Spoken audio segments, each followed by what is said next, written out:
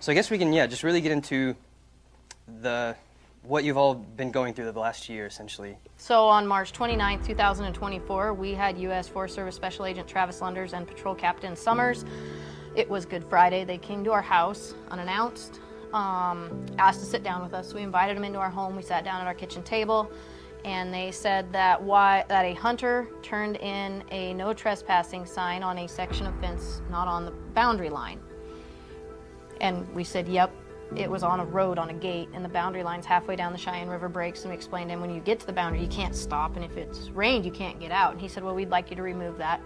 We said, no problem, and we did so the next day. And he said, then while he was there, he went across all of our private property and made it over to the opposite side and determined that fence may also not be on the line. And that he's like, we're just kind of here to figure this out. We don't show anything that says you can or can't do what you're doing there. Do you have anything? And we're kind of like, no, we haven't changed anything in our lifetime except for how we apply water to it. It's farmed. It's been farmed since at least 1912. And he said, well, you need to meet with your ranger, and we need to kind of figure this out. And we said, okay. So we set that meeting up. That was May 1st. We went to Hot Springs to the ranger station and met with our ranger, Julie Wheeler, U.S. Forest Service Ranger.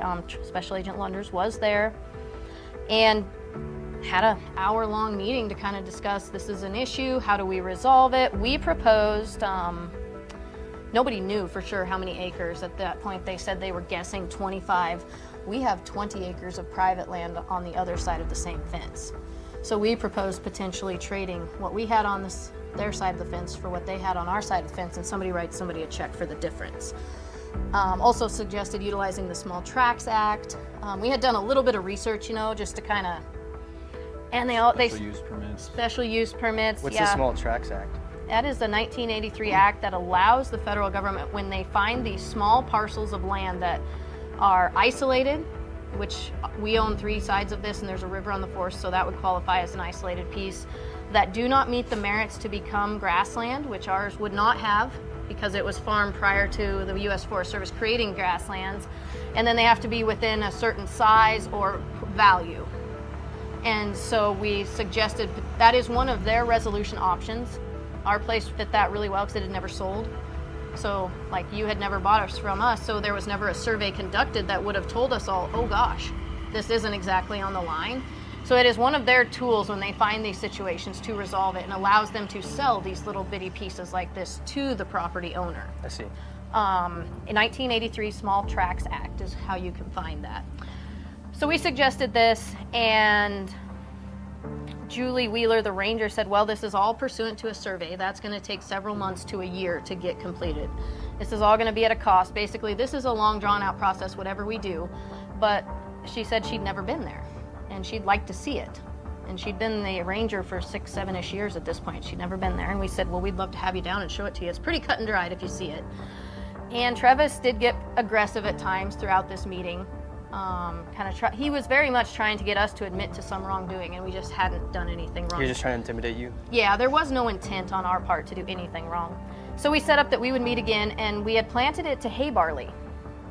And he keeps trying to say, as this has gone on, that he told us March 29th that we couldn't operate it, but we never even knew where the line was March 29th, or even if there was a boundary dispute. And I have the audio notes from May 1st where we asked him that, like, you didn't say anything, it's not in our written notes, and there is nobody knows where the boundary line is, so how were we supposed to, you never said this. So we have that on audio notes. Did he just dismiss that? Yeah, he just did not respond at that point. When we just said, well, there is no established, we don't know where the boundary is, so until we do that. And the ranger said, well, I'd like to see it.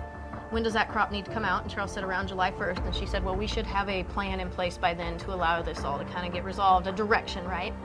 6 days later, Travis Lunders shows up with what he calls a survey crew, and he goes out across this field. Unannounced? He sent us an email at 4:45 the night before saying, I will be out conducting a survey tomorrow. I will go where I want. We did tell him in the May 1st meeting, you may not trespass. In South Dakota, you can come up the waterway, so if you would like to access it that way, we aren't preventing access. But if you want to go across our private property, you need to request that from us. And that isn't a keeping you out, that is a respecting the private property rights that we as a citizen hold, and he did not like that. And he sent us this email and said, I will be out tomorrow with the survey crew. We will go where we want, do what we want per this statute.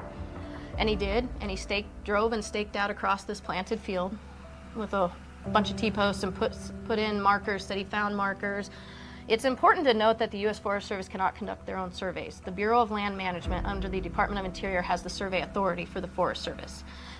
They put in USDA stakes, so they did not have an actual survey crew that could do an official survey. And the stake says United States Department of Agriculture.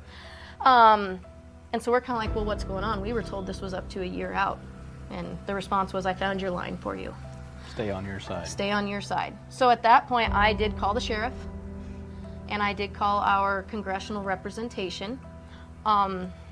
Sheriff was good. He said, this is what you need to do. If you have any additional issues, call me. And then Senator Mike Brown's staff said, yeah, this is odd. This is a little more of an aggressive response. I would like to be on your next meeting. And he said, I can't make the day you guys have scheduled work. Can we reschedule? And I remember asking him, well, is that rude? And he said, no, I mean, a woman in our office is having a baby. It's just life. So I requested that we move the meeting, and the ranger said, well, none of us are available until mid-July at this point. And I said, well, shoot me some days. I'll be the go-between. She ceased responding to us. This is mid-June. June 24th, Travis Lenders calls Charles, says, I'm on my way to your house with some paperwork. Shows up and serves us with separate criminal indictments for theft of government property. 4 counts. 4 counts. So we stole it.